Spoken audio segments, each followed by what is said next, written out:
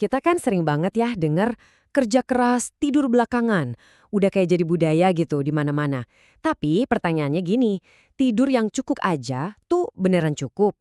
Yuk kita bedah bareng-bareng kenapa kebiasaan yang dianggap normal ini sebenarnya bahaya banget. Coba deh jujur, Anda termasuk tim yang tidur 5 jam tapi ngerasa seger-seger aja nggak pas bangun? Mungkin Anda mikir, badan gue udah kebal kok, udah adaptasi. Tapi yakin itu beneran udah terbiasa? Atau jangan-jangan energi yang Anda rasain itu cuma ilusi, energi palsu? Nah, ini dia nih faktanya yang mungkin agak pahit. Energi yang kita rasain pas kurang tidur itu ternyata bukan energi beneran. Itu tuh respons darurat dari tubuh kita. Jadi, kita ini jalan bukan pakai bensin, tapi pakai hormon stres, pakai adrenalin dan kortisol. Ngari kan? Oke, kita masuk ke bagian pertama. Kita sebut aja ini penipuan besar soal tidur. Kita bakal bongkar ilusi yang bikin kita ngerasa fine-fine aja, padahal ya sebenarnya enggak. Pernah denger nggak analogi katak rebus? Gini, kalau ada katak ditaruh di panci, terus airnya dipanasin pelan-pelan banget, dia nggak bakal sadar. Dia bakal terus adaptasi sama panasnya sampai akhirnya ya udah terlambat buat loncat keluar. Nah, persis kayak gitu kondisi kita sama kurang tidur. Kita adaptasi terus sama kondisi yang makin parah sampai nggak sadar kalau kita udah diambang bahaya. Terus, apa dong akibatnya kalau kita bohongin badan kita terus-terusan? Nah, di bagian kedua ini, kita bakal lihat harga yang harus dibayar pas kita nekat jalan dengan tangki kosong. Ini dia inti masalahnya. Ada yang namanya utang tidur. Gampangnya gini deh, bayangin aja kayak utang kartu kredit. Tiap jam tidur yang kita skip itu numpuk terus. Dan cepat atau lambat, tagihannya pasti datang. Dan bunganya itu tinggi banget. Coba kita lihat perbandingannya ya. Di satu sisi persepsi kita, gue energi kok, produktif, udah biasa. Tapi realitanya, tubuh kita itu udah kayak mobil yang dipaksa jalan terus tapi nggak pernah diservis. Mungkin masih bisa jalan, tapi di dalamnya mesinnya udah mulai rontok. Pertanyaannya simple, sampai kapan mobil itu bisa tahan? Dan ini konsekuensi paling fatal dari utang tidur. Namanya microsleep. Tahu kan? Ketiduran cuma sepersekian detik pas lagi nyetir. Kayaknya sepele ya, tapi menurut data Jasa Marga, fenomena ini jadi penyebab 80% kecelakaan lalu lintas. 80%. Ini udah bukan lagi ngomongin produktivitas kerja, ini taruhannya nyawa. Oke, selain soal energi palsu, ada juga mitos-mitos lain soal tidur yang bahaya banget kalau kita percaya. Yuk kita bongkar satu-satu. Mitos pertama, ngorok itu tandanya tidur pules. Sering kan lihat di film atau kartun gitu? Padahal faktanya jauh lebih serem. Mendengkur itu tanda napas kita kesumbat. Oksigen ke otak jadi berkurang.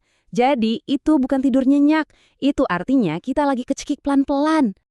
Dan ini beneran bukan buat nakut-nakutin. Ini peringatan serius. Mendengkur yang parah, yang bikin otak kurang oksigen, itu ujung-ujungnya bisa ke stroke. Jadi ini bukan gejala yang bisa dianggap remeh, sama sekali bukan. Lanjut ke mitos berikutnya. Ketindihan atau erep-erep. Wah, ini sih sering banget dikaitin sama hal mistis ya, sama makhluk halus. Padahal, sains punya penjelasan yang jauh lebih masuk akal. Namanya sleep paralysis. Dan ini murni terjadi di otak kita. Prosesnya tuh sebenarnya simple. Jadi, pas kita mimpi, otak kita otomatis ngunci otot-otot tubuh biar kita nggak gerak-gerak ngikutin mimpi. Nah, kadang-kadang otak sadar kita keburu bangun duluan sebelum kuncian itu dilepas. Hasilnya, yaitu kita sadar tapi badan kaku nggak bisa gerak. Ini yang bikin panik dan kadang muncul halusinasi. Jadi ingat ya, ini bukan mistis, ini biologis. Oke, udah cukup ngomongin bahayanya. Sekarang solusinya gimana dong? Nah, kita masuk ke 3 pilar utama buat tidur yang beneran sehat. Aturannya simple, tapi nggak bisa ditawar. Pilar pertama, durasi. 7-9 jam. Titik. Ini bukan saran, ini kebutuhan biologis. Pilar kedua, konsistensi. Tubuh kita itu dirancang aktif siang hari, tidur malam hari. Jadi, balas dendam tidur pas weekend itu nggak akan pernah bisa nutupin utang tidur. Terakhir, pilar ketiga, lingkungan. Bikin kamar kita segelap dan sedingin mungkin, kayak gua. Ini buat memicu hormon tidur alami kita, melatonin. Nah, kalimat ini ngerangkum masalah kita banget di zaman sekarang. Secara biologis, kita ini makhluk siang. Tapi gaya hidup modern, kerja shift, main HP sampai malam, maksa kita jadi makhluk malam. Nah, bentrokan antara biologi dan gaya hidup inilah yang dampaknya ke kesehatan gede banget. Jadi, dari semua yang udah kita bahas tadi, semuanya ngerucut ke satu hal, sebuah keputusan. Keputusan penting yang kita buat setiap malam. Ini nih, penyesalan yang sering banget kedengaran dari orang-orang umur 30-an atau 40-an. Pas ditanya, mereka bilang mereka nyesel banget udah ngeremehin tidur. Dulu bangga jadi si paling kerja keras atau si paling kuat begadang. Sekarang, tagihannya mulai datang. Jadi, ujung-ujungnya, pertanyaannya cuma satu ini. Setiap malam, kita itu dihadapkan sama pilihan. Kita mau pakai waktu tidur buat servis badan kita, benerin semua kerusakan, atau kita mau terus paksain jalan pakai bahan bakar hormon stres, sampai akhirnya bener-bener mogok. Pilihannya ada di tangan kita masing-masing.